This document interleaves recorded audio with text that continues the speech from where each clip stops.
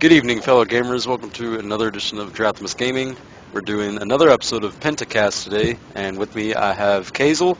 Hi. And Cowslayer. Hello. We got a few topics to discussion for today. We're going to be talking about the new champion for League of Legends, Varus, the Arrow of Retribution. We got Phantom Lancer added into the Dota 2 cast of heroes. A new map is going to be coming out for Heroes of Newerth, the Midwars, and Beastmaster got a new skin for Dota 2. So now he's got some tattoos and stuff. So let's go ahead and start out with the new hero for Dota 2, Phantom Lancer. He's got some crazy abilities. He seems pretty micro-intensive. And for competitive play, I'm not entirely sure how well he'll be used, as anybody with an AoE ultimate is pretty much going to be able to shut him down. So do you have any thoughts about him so far, Cowslayer? You've already played him in a few games. Got any ideas? Yeah, I like him. He's pretty cool. His abilities where he can make clones of himself, it's really fun. Especially when you get the ultimate where the illusions make illusions of themselves. So you just get like a bunch of them, and then the enemy can't tell which one's the real one while you're doing that. It's kind of cool to see the enemy cast spells on the wrong ones, because you're like, ha, you got the wrong one. Yeah, you just wasted an ability.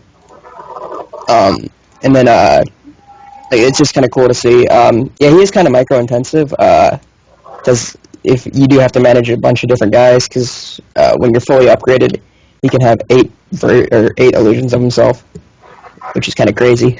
Yeah. So the illusions are easy to spot. I mean, for an enemy, if they first see an illusion, they're not going to fucking know, because he looks just like you, as the hero himself.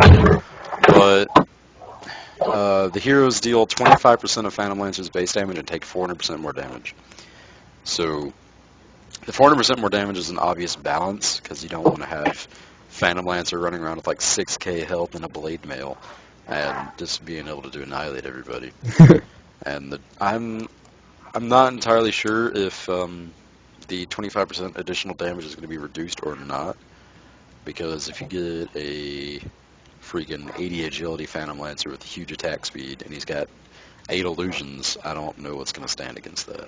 You just keep, as soon as one dies, another one just pops right back up. Yeah. What's going on? Oh, God. Just taking down creep camps with Phantom Lancer is about the easiest thing anybody could do, other than Nature's Prophet. I think Phantom Lancer does 25% of your damage, not 25% increase. Well, yeah, but if you have one additional spirit, then that's 25% increased damage. I see. Yeah. So, how do you guys think he's going to be used in competitive play? Not sure. I'd say if someone who knows what they're doing is probably going to rush with them first and try to get as many phantoms out at the beginning, and then kind of hang back and surprise people with more phantoms later. Yeah. To me, he's just another melee carry that doesn't offer anything to the team. We have the support capabilities of Dro Ranger. She's a ranged carry that has one support ability, that's Silence, which is just which carries over her carry ability from just carry to can help out the team other than pure damage. And Juggernaut has his healing ward, which he can help out the team with that. But Phantom Lancer just seems kind of useless. I hate to say it. He has a lot of chip damage. His phantoms will be more of a distraction. But if you don't handle them, you're going to die. Yeah. It's really a matter of you kill the main person, or do I kill these things that are chipping away at my health. I think what's the average health for the 40. I don't know what the average health is. I want to say that Phantom Lancer has at least 2,000 health by level 16. So, they would all have about is that 500 health effectively? Yeah. No. I don't know maths. 400% increased damage if he's got 2,000 health, 500. So, It'd be 400.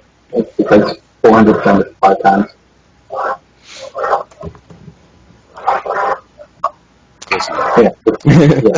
Yeah. So, I guess having strong melee characters will destroy him in one hit, while AoEs will take him out in one hit, while Or magic characters will take him out in one hit. AoE would pose a big threat to revealing which one's the actual thing or which one's not. Well, his abilities are also good if they start to run, because when you hit them with Spirit Lance, it gives them a slow, and then you can catch up real fast with Phase Walk, I think is the right name for it. Doppelwalk. Doppelwalk, sorry, yeah. You can catch up to them, because it gives you a bonus movement speed. So you can catch up pretty quick to enemies that are running. So he'd be more for chasing down carry. Yeah, But kinda. that still doesn't feel like it'd be much support during a team fight. Like with Sven, he can do stuns and increase armor and move speed, which that's a lot for a melee. Yeah. He's more of an initiator, so I can't really classify him as the same thing. Yeah. Phantom Lancer's definitely a more selfish character. A little bit. He's lonely, so he has 8 versions of himself to talk with.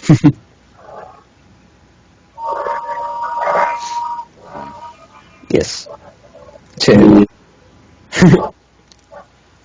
So, what do you think a good item build would be for him? Do you think that pure attack damage to make his illusions deal more damage, or attack speed to get a lot more illusions out a lot quicker? Maybe a balance between the two. Yeah, I mean, I build a lot of agility with him. I don't know if that's right or not, but I put... Well, the last time you played him, you had a stout shield and a quelling blade and a magic. No, yeah, a magic wand. I fixed that a little bit. I changed the order I get some stuff.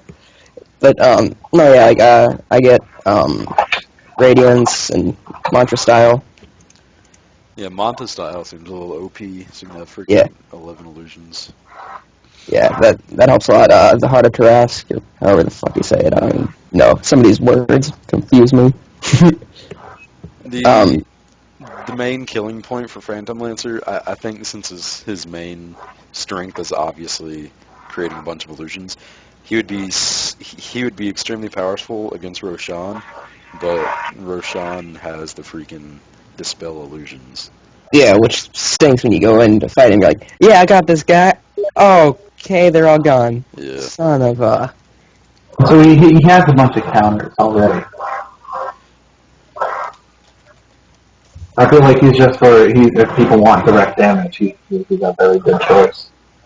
So not necessarily for direct damage, since the damage, I'm guessing, maybe 50% of it comes from his illusion. Well, it would be a lot of damage from his illusions, but I still feel that in a team fight, if we have a Tide Hunter hit his ultimate, then everybody's going to realize which one's which. Yeah, that ultimate really messes them all up. Yeah. I've had that happen a couple of times, or you just get a nice stun in, and it, like, by the time the stun's, like, done, they're all gone. You're like, crap. Sad face. And time to double walk and get the hell out of here.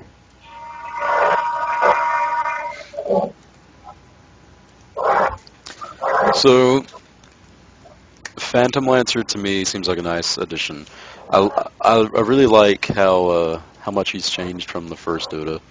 He still has the satyr feel with the crazy skinny ass legs, and his voice is pretty awesome. I'm not gonna lie. Yeah. His backstory's kind of interesting to read. Yep, haven't read it. So, Of course you haven't. I just kill people in that game. So, gonna head on over to the Heroes of Newerth map, Midwars. It is effectively going to be obviously a new map, but it's going to be taking out the 2 lanes, top and bottom, obviously, and there's only going to be 1 creep wave in the middle, or 1 creep highway whatever you want to call it. That's going to be in the middle. And I believe it's still going to be a 5v5, but it's only going to be one lane, and there's going to be a jungle as well. And a river, too. So, Yes. they've released information on the map itself, where locations would be, and to me it looks pretty interesting. I don't think that the game is obviously going to be balanced out through 5v5, normal big-ass map, but how do you think that a really tiny 5v5 map is going to work? Do you think it's still going to have the same gameplay, or games going to be shorter, or since everybody's going to be dying quickly, or games going to be longer since people have less experience spread around them? They have, just reading the third development blog, they have basically wanted the game to not last too long. But I feel like if you're worried about game length, that's not really your focus. Because it looks like even if the way they have it placed, a well-balanced team could easily destroy the other team in a matter of minutes. And then what? Are you looking for something fun, or are you looking for something quick? It could just be a combination of the two. I mean, if they're focused about game length, then this map may not be the proper solution. I think just reducing the size overall would work fine. Because, Yeah. I mean, we got one lane and 2 towers before you get up to the freaking Ancient, and then it just turns into a big snowball. Like, if they severely reduce respawn times, then it's just going to be a death match, which they could have done a better job with instead of just making a smaller map. And then if not, then games are either going to be completely one-sided, where the first team who gets a complete annihilation of the other team is just going to push forward and win 5 minutes. Yeah. Although I do want to know what that blurry crap on the picture that they released is. It's probably something that they're going to show in the fourth developers blog. Yeah. Just makes me, I'm like, what the heck is that? I want to know. Well, honestly, if the fountains are there, it's probably going to be something so that the other characters can't get to the opposite team's fountain. So you could come through and gank people. Yeah. Because Heroes of Newerth doesn't stick to League of Legends. The jungle is still fully destructible like it is in Dota. So do you think there's going to be a defensive mechanism on the fountain, or I are you hope supposed to so. go in and kill you guys while they're dead? Well, they did say that they're taking the barracks and putting them back on the main base, and then they're going to, I think, put like incredibly powerful and unkillable powers by the barracks, so that you can't just go and be able to kill the spawn point or kill at the spawn point. So it could be that they do the same thing for the fountains. I don't really know right now.